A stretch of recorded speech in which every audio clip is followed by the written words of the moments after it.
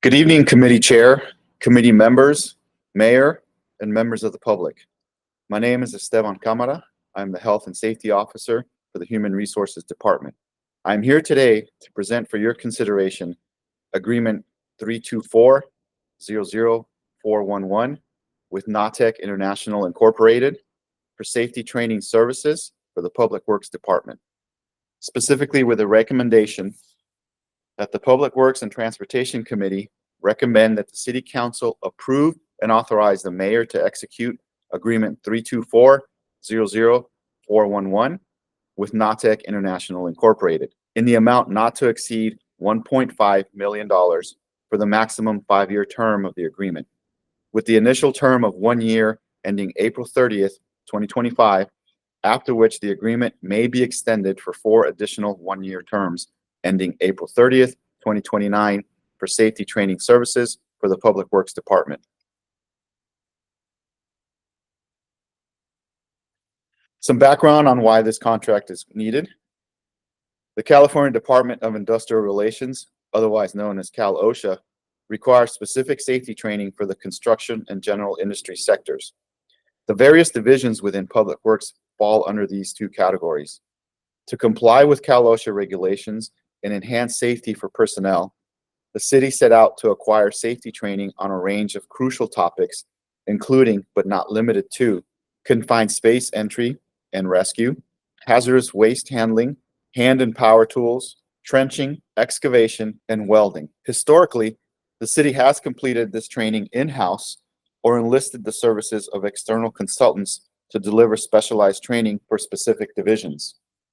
To expand a little bit on the background of the training that will be provided, here on the left, you see some of our Public Works employees performing a confined space entry into a vault that is needed to perform maintenance or any emergency work to be done in those areas. And on the right, we have an example of an employee receiving training on how to properly use a self-contained breathing apparatus. This equipment is crucial for either responding to emergencies involving hazardous atmospheres or chemical releases, as well as performing routine maintenance in those kind of environments that our employees may have to do. In an effort to provide consistent safety training to all Public Works employees, a safety training agreement was solicited for the following: engineering, facilities, fleet services, parks, special districts, streets maintenance, traffic, water, wastewater, and environmental resources. Additional groups may be added on an as-needed basis. Another example of training that will be received for all Public Works staff is CPR and first aid training, and you can see an example here on the right of a previous class.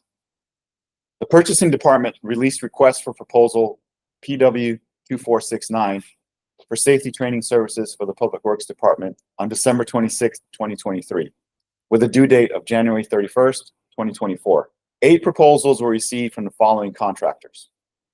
The proposals were reviewed by the Purchasing Department buyer, staff from the Human Resources Department, specifically the Occupational Health and Safety Administrator and the Health and Safety Training Officer, as well as staff from Wastewater Division, Senior Administrative Services Analyst, and staff from Water Division, the Water Operations Manager, and the AWPF Operations Manager.